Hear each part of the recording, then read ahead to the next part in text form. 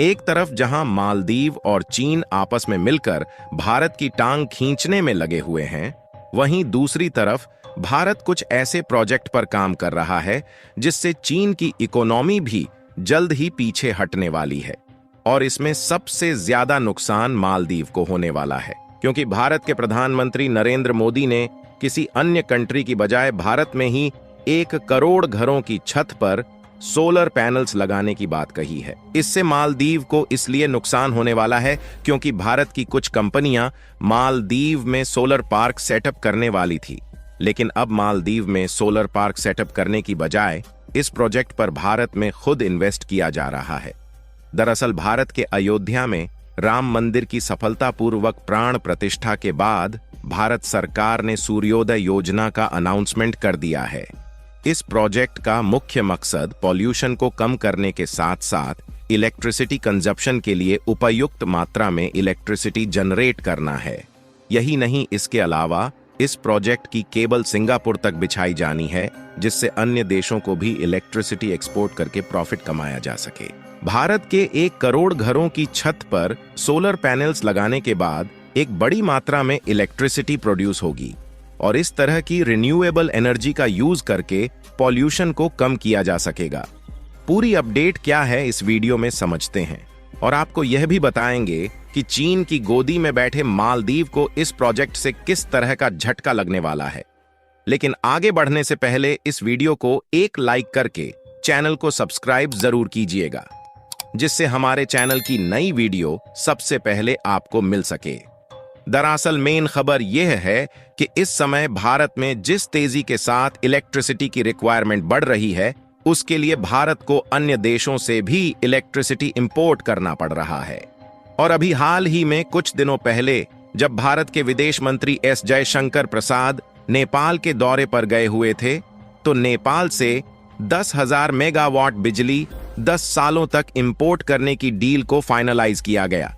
यानी कि भारत में इस समय जितनी तेजी के साथ इलेक्ट्रिसिटी की रिक्वायरमेंट बढ़ रही है, वह भारत में प्रोड्यूस करना नामुमकिन हो चुका था। लेकिन अब भारत सरकार ने एक ऐसे प्रोजेक्ट की तैयारी शुरू कर दी है जिससे कि इलेक्ट्रिसिटी की रिक्वायरमेंट को आसानी से पूरा किया जा सके, क्योंकि अन्य देशों से इलेक्ट्रिसिटी इंपोर्ट करने के लिए भारत को हाई अमाउंट पे करना होता है, जिसके लिए भारत की फॉरेन करेंसी फिजूल खर्च हो जाती है।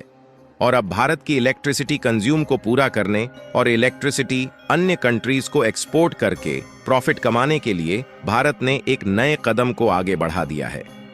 और जिस प्रोजेक्ट की तैयारी शुरू हो रही है, उस प्रोजेक्ट का नाम सूर्योदय योजना रखा गया है, जिसमें भारत की बड़ी बड़ी कंपनियां इन्वेस्ट करके भारत के लगभग 1 करोड़ घरों में छत के ऊपर सोलर पैनल को सेटअप करेंगी।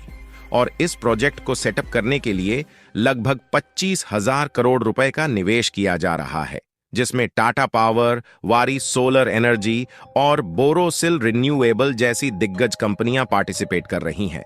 और कमाल की बात यह है कि ये सभी कंपनियां सोलर प्रोडक्शन के लिए काफी बड़ी कंपनी मानी जाती है और भारत की यह सभी कंपनियां अमेरिका जैसे देशों में भी सोलर पार्क सेटअप कर चुकी हैं। एक समय चीन, जो कि दुनिया का सबसे बड़ा सोलर प्रोड्यूसर कंट्री हुआ करता था, लेकिन भारत ने उसे पीछे करना शुरू कर दिया है।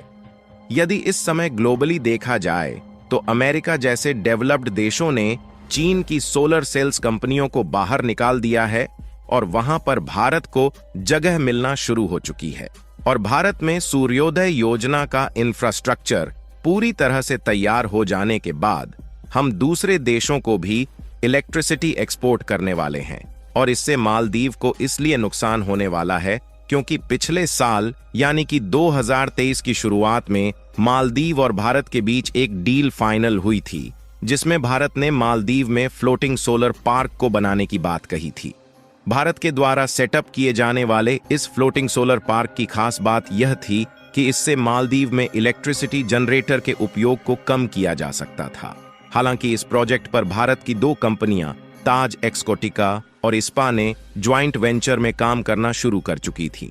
लेकिन जब भारत और मालदीव के विवाद बढ़ते गए तो भारत ने इस प्रोजेक्ट को मालदीव में न लगाने का फैसला लिया और इसके लिए समुद्र के नीचे जो केबल बिछाई जा चुकी थी, भारत ने अब उसको रिकवर करना शुरू कर दिया है। और इस इन्वेस्टमेंट से इसी प्रोजेक्ट को अब भारत में सेटअप किया जाएगा। इसके अलावा कुछ इन्वेस्टमेंट प्लान लक्षद्वीप के लिए भी तैयार किया जा रहा है, जिससे मालदीव के बजाय लक्षद्वीप को अच्छा टूरिस्ट सेक्टर बनाने के लिए वहां पर उपयुक्त मात्रा में इलेक्ट्रिसिटी प्रोड्यूस की जा सके।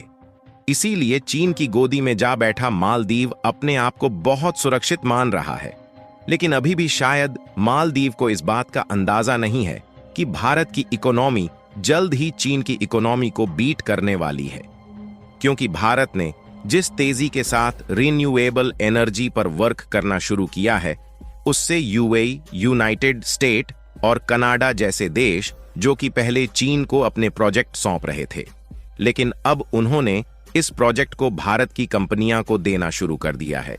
ऐसा इसलिए क्योंकि भारत की कंपनियां क्वालिटी के साथ किसी प्रकार की कॉम्प्रोमाइजेशन नहीं करती, और इस समय जिस तेजी के साथ भारत की इकोनॉमी आगे बढ़ रही है, उससे चीन जैसे बड़े बड़े देश जल्द ही पीछे हटने वाले हैं। साथ ही मालदीव को चीन से हाथ मिलाने का अंजाम भी जल्द ही पता चल जाएगा। इसके अलावा इलेक्ट्रॉनिक कंपोनेंट्स के मामले में भारत का एक्सपोर्ट हर साल बढ़ता जा रहा है, और पिछले 9 मंथ्स के डाटा को देखा जाए तो इसमें लगभग 22% की बढ़ोतरी देखी गई है। यानी कि अभी तक चाइनीज इलेक्ट्रॉनिक कंपोनेंट जो ग्लोबल मार्केट पर कब्जा किए हुए थे, अब इंडियन कंपनी रिप्लेस करना शुरू कर चुकी है। और बिजनेस स्टैंडर्ड की एक रिपोर्ट के मुताबिक इलेक्ट्रॉनिक्स एक्सपोर्ट $20 बिलियन के पार जा चुकी है। यानी कि जिस तेजी के साथ भारत के इलेक्ट्रॉनिक कंपोनेंट्स का एक्सपोर्ट बढ़ रहा है, वह भारत की इकोनॉमी के लिए मील का पत्थर साबित हो रहा है।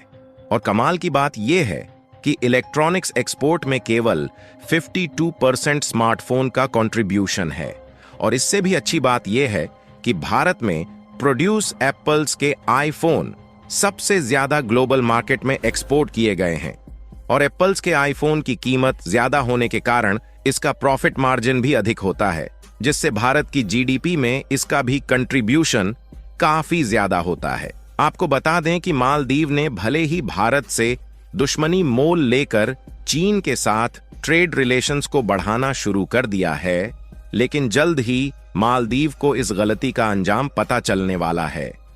बाकी आप लोगों को क्या लगता है कि जिस तेजी के साथ भारत का इलेक्ट्रॉनिक एक्सपोर्ट बढ़ रहा है, भारत चीन को पीछे कर पाएगा या नहीं? अपनी राय कमेंट में जरूर बताएं।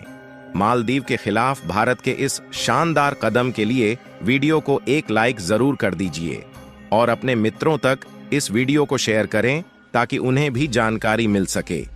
इसी तरह और भी नॉलेजेबल वीडियो देखने के लिए चैनल को सब्सक्राइब करके बेल नोटिफिकेशन को ऑल पर जरूर रखें। जय श्री राम।